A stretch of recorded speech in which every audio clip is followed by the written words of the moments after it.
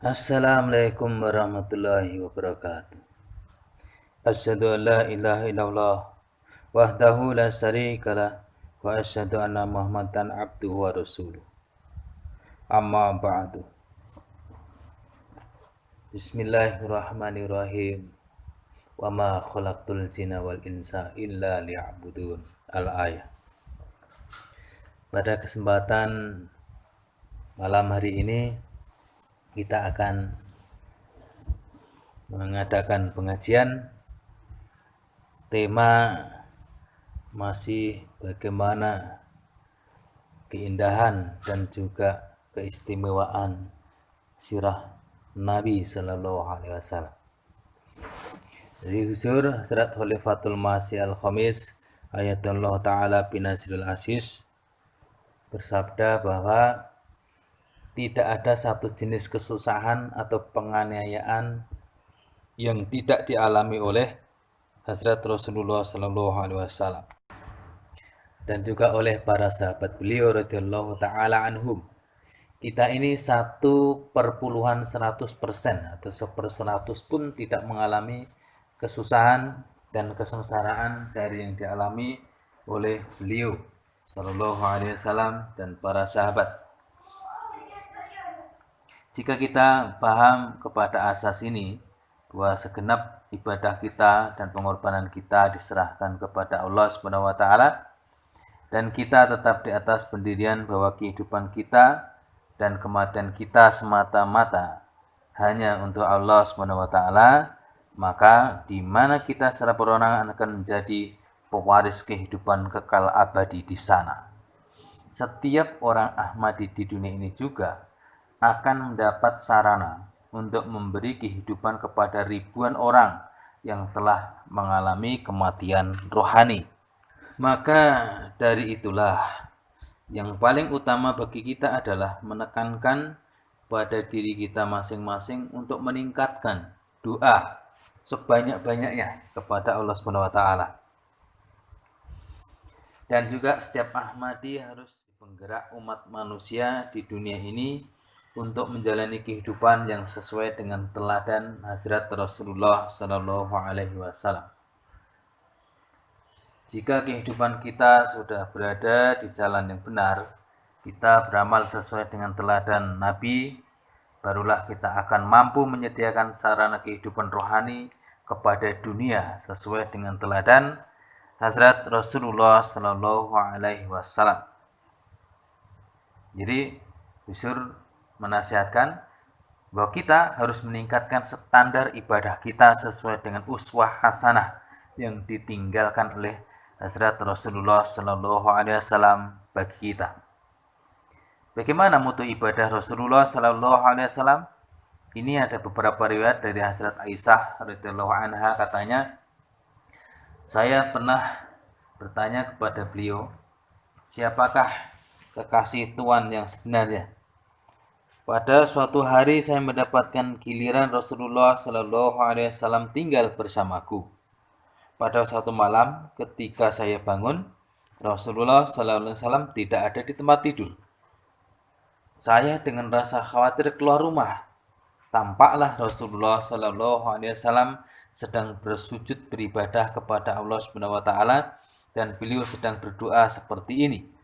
Sajadalaka sawadi wa khayali. Yang artinya, wahai Tuhanku, ruhku dan hatiku sedang bersujud kepada Engkau. Ini punya rujukan dari Musnad Abi Ya'la dan Majma'uz Zawaid. Jadi Huzur menerangkan, demikianlah pernyataan cinta sejati kepada Allah Subhanahu wa taala, dan itulah jawaban bagi orang-orang yang melontarkan tuduhan kepada Hazrat Rasulullah Sallallahu Alaihi Wasallam. Kemudian bagaimana kecintaan Rasulullah Sallallahu Alaihi Wasallam terhadap Allah Subhanahu Wa Taala sekalipun dalam keadaan tidur. Beliau pernah bersabda, Ya Aisyah, inna ainai tanamani wala yanamu qalbi. Wahai Aisyah, kedua mataku ini sudah tertidur, namun hatiku tetap bangun. Ini bisa ditemukan di Sahih Bukhari, kitab tentang tahajud. Babnya Qiyamun Nabi Bilail fi Ramadan wa ghairihi. Nomornya 1147. Jadi hati beliau bangun itu apa artinya? Tiada lain maksudnya ialah berzikir kepada Allah Subhanahu wa taala. Setiap badan beliau bergilir mengingatkan beliau kepada Allah Subhanahu wa taala. Doa-doa beliau sallallahu alaihi wasallam dalam berbagai kesempatan telah memberikan contoh secara amaliyah kepada kita semua. Hal itu membuktikan bahwa setiap gerak-gerik beliau selalu ingat kepada Allah Subhanahu wa taala. Maka demikianlah gambaran yang telah diberikan oleh beliau sallallahu alaihi wasallam kepada kita bahwa setiap amal perbuatan dan gerak-gerik orang mukmin bisa menjadi ibadah. Jika hal ini telah dilakukan karena Allah Subhanahu wa taala, maka karena mengingat Allah Subhanahu wa taala dengan niat bahwa amalan-amalan itu menjadi sarana untuk mendekatkan diri untuk mendekatkan diri kepada Allah Subhanahu wa taala.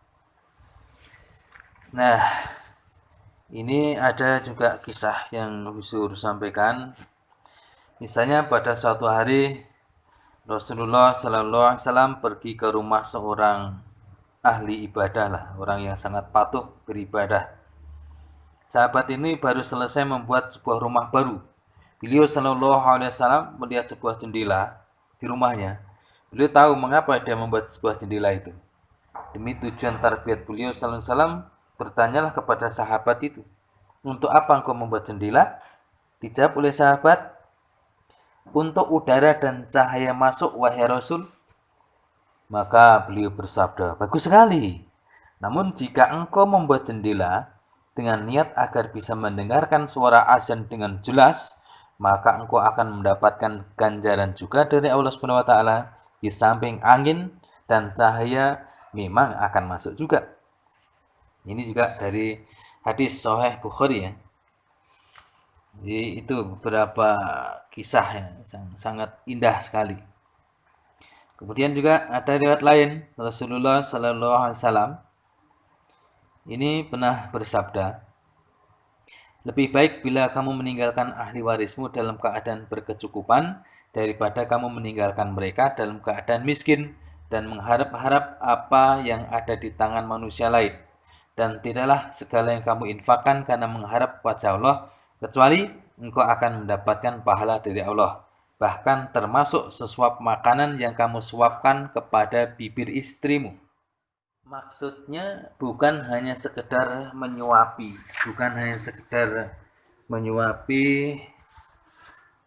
istri dengan sesuap nasi atau makanan.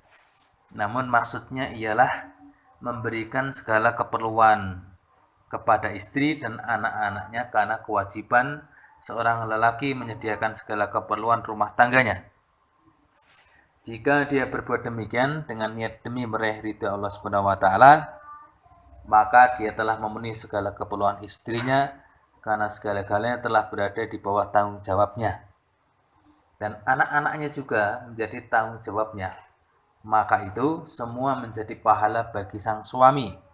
Dan hal ini termasuk ibadah juga. Pada zaman sekarang sering terjadi pertengkaran dan kericuhan dalam rumah tangga disebabkan perkara kecil saja. Maka jika setiap orang Ahmadi berpikiran dan berperilaku seperti di atas, ya tentunya mereka akan terhindar dari keburukan berupa pertengkaran maupun kericuhan yang seperti itu. Istri akan menjalankan kewajibannya, dia akan menjaga rumah tangga dan memelihara anak-anaknya serta mengkhidmati suaminya sebagaimana mestinya jika ia pikir apa yang dilakukannya adalah semata-mata demi Allah Subhanahu wa taala. Tentu hal itu akan menjadi pahala baginya. Jadi Hazrat Rasulullah sallallahu alaihi wasallam telah memberitahukan kepada kedua belah pihak, suami dan istri, jika kalian beramal seperti itu, maka semua perbuatan kalian berdua akan menjadi ibadah. Dan kalian berdua akan mendapatkan pahala dari Allah Subhanahu wa taala. Itulah perkara-perkara yang harus selalu diingat oleh setiap orang yang telah berkeluarga.